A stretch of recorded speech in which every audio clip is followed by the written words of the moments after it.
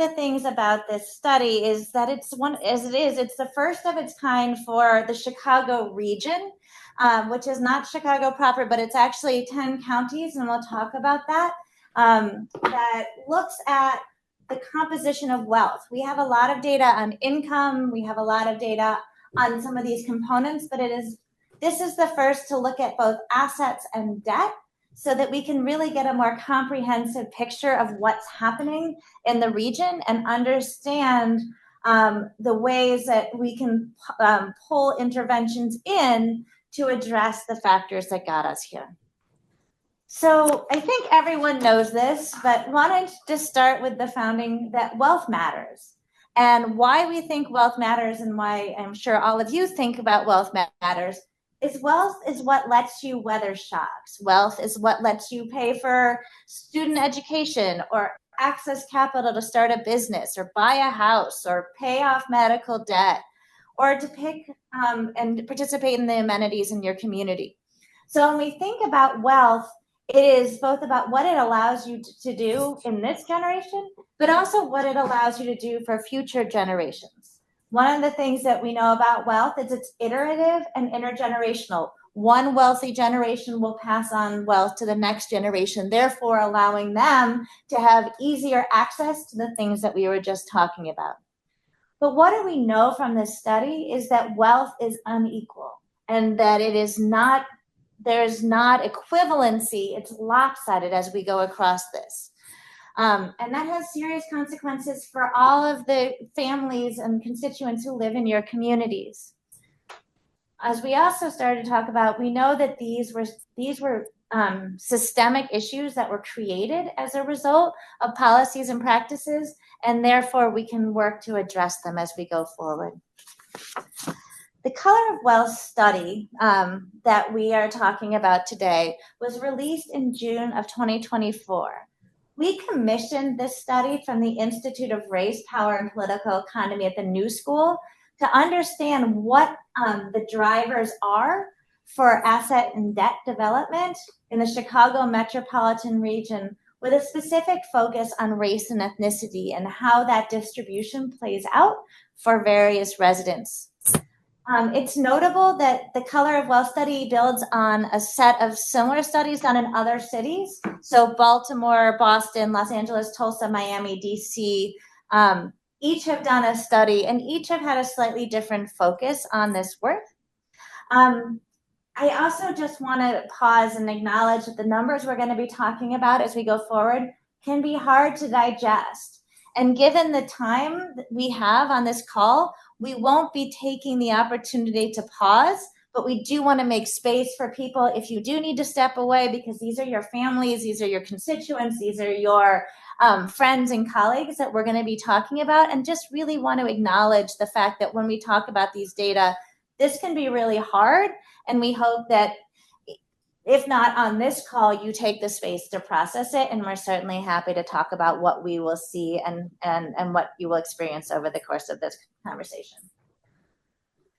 So quick thing, as I talked about, just in terms of people who are a little bit more of a data nerd like I am, as I said, it builds on the 6 studies.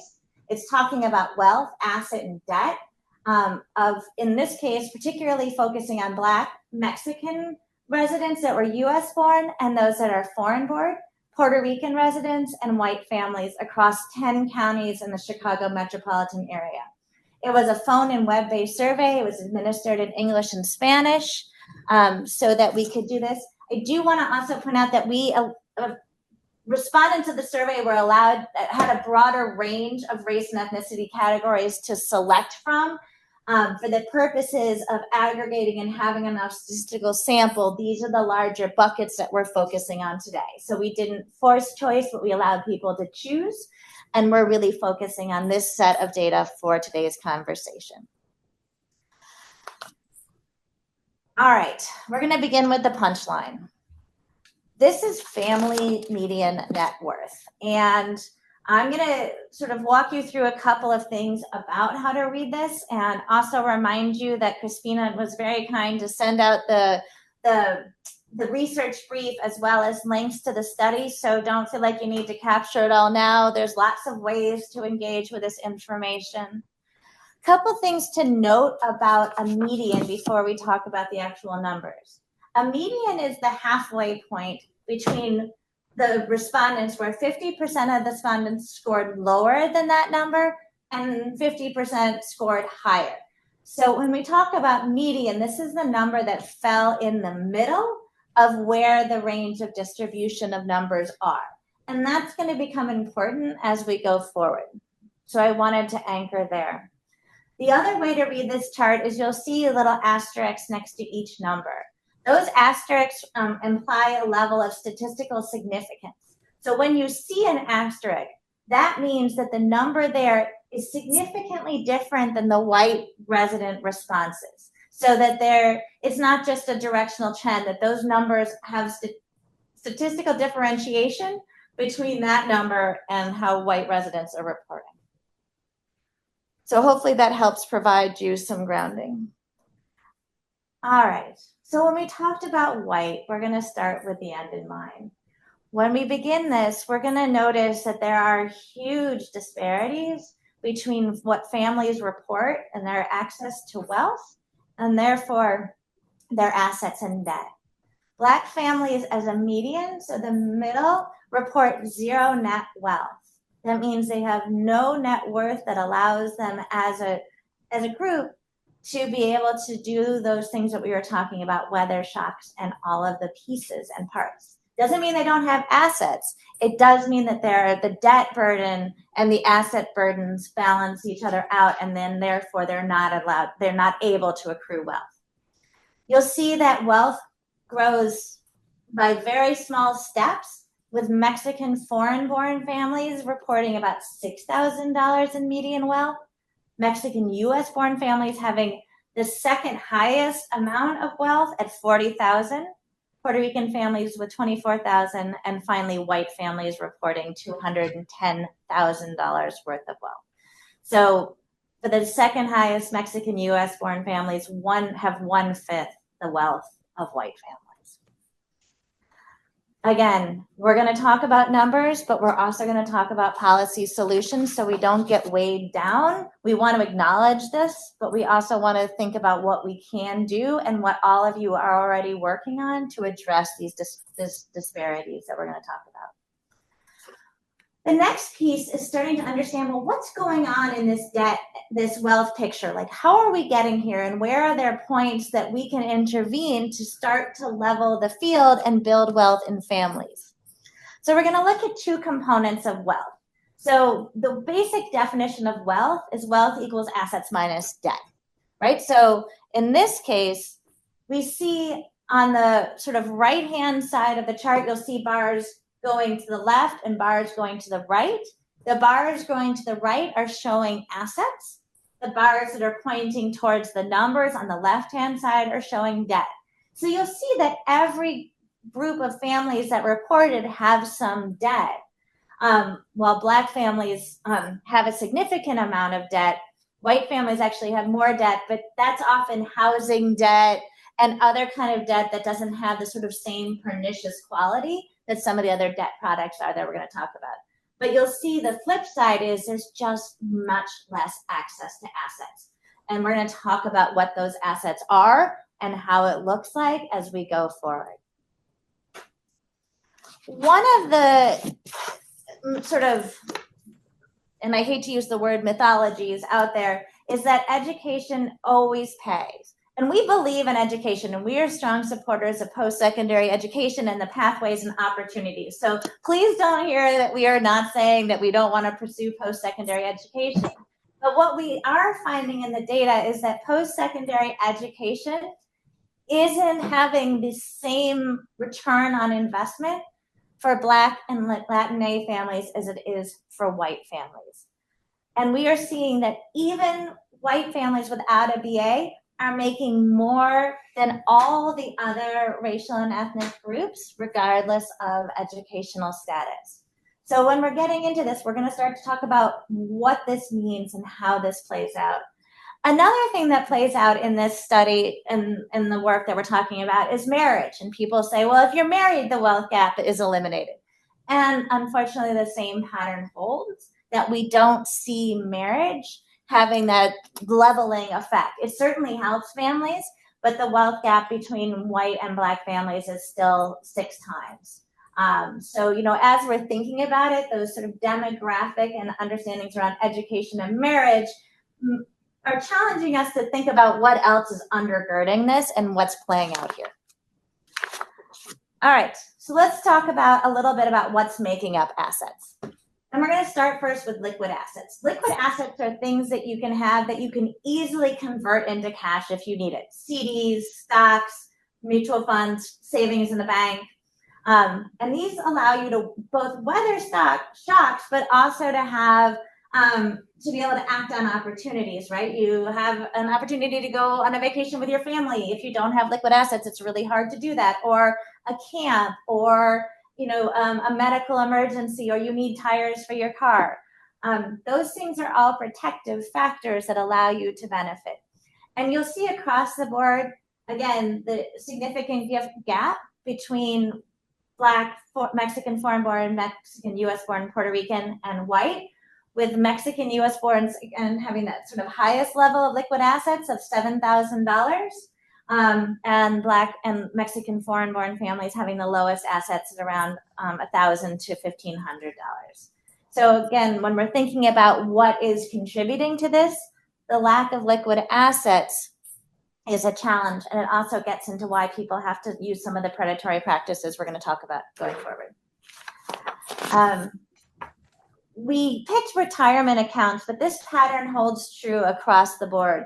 One thing to note is that across all the respondents, there is still a lack of investment in retirement planning and annuities. So even though white families have more investments in retirement accounts, only 40% of those families are saying they have retirement accounts. So when you're thinking about your constituents in your communities, across the board, there's a level of financial risk as we're talking about families that are aging into retirement because they're not prepared. So 40% of whites, and again, we see that same step down pattern going with 7% of Blacks and 10% of U.S. Mexican-born families doing this.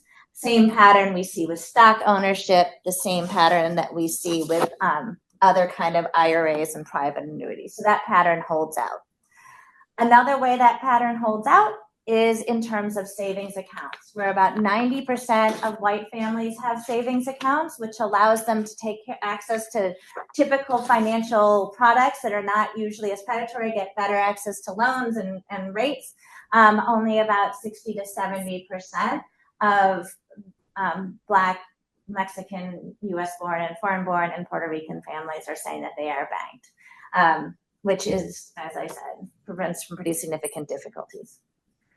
So in addition to liquid assets, there are these tangible assets that all families have that historically have been thought of as wealth builders.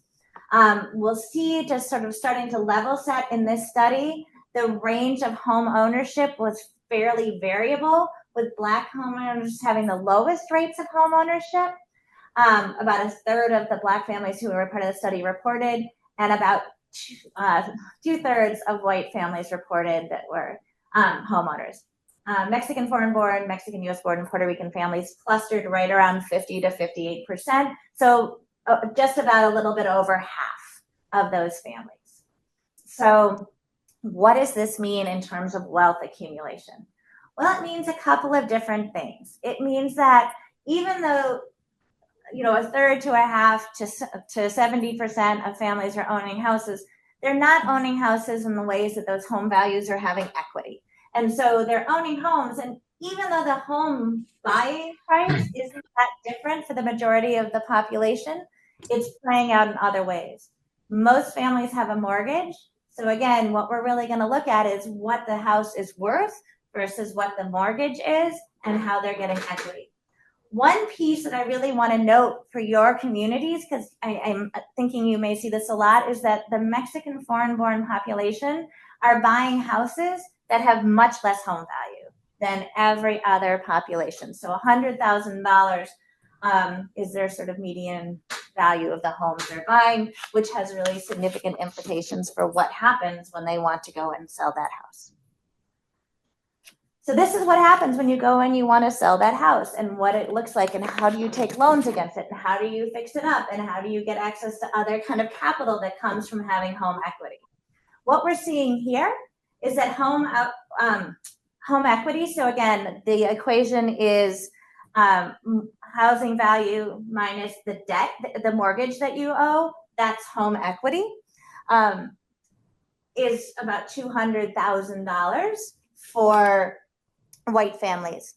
When we get into looking at how this is impacting other families, we're seeing that Black Americans have about $111,000 of equity, and foreign-born Mexican families have $46,000 in equity. So again, when your house isn't worth as much and you still have a mortgage, that gap for what you can realize from out of your house as a way of building wealth is narrowed.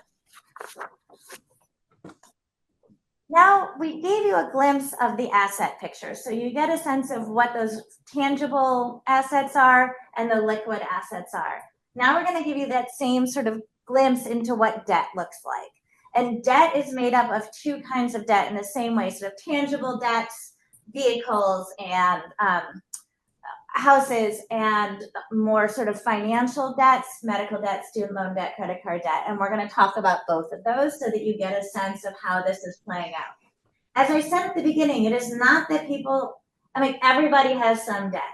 It is the question of how that debt and what kind of debt people have and their ability to pay off that debt that we really want to talk about. So, the difference between all families, with the exception of Puerto Rican families, isn't statistically different. But you'll see for U.S. or Puerto Rican families and Mexican foreign-born families, they have less debt as a whole than the other groups that we're talking about. This can also lead, again, to people using pernicious alternative financing that we've all been working on to kind of limit. It's a big policy win that we have had. We are continuing to have to safeguard so that we don't go back to the 300 or 400% lending rate, which creates a cycle of poverty, as you know. Just very briefly, we're seeing medical debt, and you guys all know this for your constituents and the families in your communities. Medical debt is a huge burden. It is the leading cause of bankruptcy in the US, and 30% of Black respondents and 28% of US-born Mexican families are talking about the impacts of their medical debt on the burden, about twice the rate of white families. So now we're already talking about, if you have assets, now I'm paying off my medical debt. Now I'm paying off my student loan debt. Again, 2 times the number of Black families are reporting that they have student loan debt relative to white. And the return on investment that we saw earlier, even though it's increasing incomes, and it is a hugely important way to think about income growth and asset development, there are other issues going on, and how do we get people in and through school so that you don't have the burdensome debt that is preventing them from investing in retirement accounts and the stock market, passive income that grows over time that contributes to wealth. So we just want to make sure that we are addressing both sides of those coins. One last piece of the data that I wanted to talk about, at least at a high level, was incarceration. And we looked at this with families who have a history of incarceration, and that can be jail, probation, other sort of forms of being involved in the thank you. I totally had a block on words for a second. Couple of things to note. Even within incarceration, the way it impacts families isn't the same. And while incarceration negatively impacts everybody, I want to acknowledge that it absolutely does have a negative impact on wealth building, asset growth, and certainly debt development. We see across the board that whites with a history of incarceration still have more net wealth than all other groups of families reporting that have been, regardless of incarceration status. I'm just going to pause there when we think about what does that mean. And then when we start to understand even further what this means, with 30% of Black respondents making up the population, as an example, in Cook County, they're about 75% of the jail population. And when those residents are coming back into their households, they have a negative net worth. And so when we're talking about what does it mean to recover, we're starting from a pretty negative space to build back and succeed. So those were sort of some of the highlights. There's a lot more to talk about in the study, but one of the things that we really do want to emphasize is that this is something that philanthropy alone can't do, government alone can't do, private sector alone can't do, but collectively we can address this and we can change this. And we're starting to see positive changes. And, there's a big study that just came out from Raj Chetty talking about some of those changes we're seeing. But it's going to take all of us to do the work. And, we're seeing amazing things happen in our communities, and these are just some of the representative examples. Now I want to turn to my colleague, Aimee Ramirez, who's going to talk a little bit about the so what of this. If these are the numbers, what can we do, and what are some pieces and parts that are already in play? Thanks, Jen. And good afternoon, everyone. I'm Aimee Ramirez. I'm the Director of Policy Change here at the Trust. And kind of to tie in some of the policy opportunities and solutions that we've either been working on or are exploring at different levels of the policy change spectrum, wanted to highlight a few. So one of these is the Here to Work campaign. And Crispina mentioned earlier the grant opportunity through the state for municipalities helping new arrivals. Well, we recognize that one of the big challenges that new arrivals are facing is the inability to work and the challenge of accessing quality jobs that come with workplace protections, labor standards, fair wages, wage protection.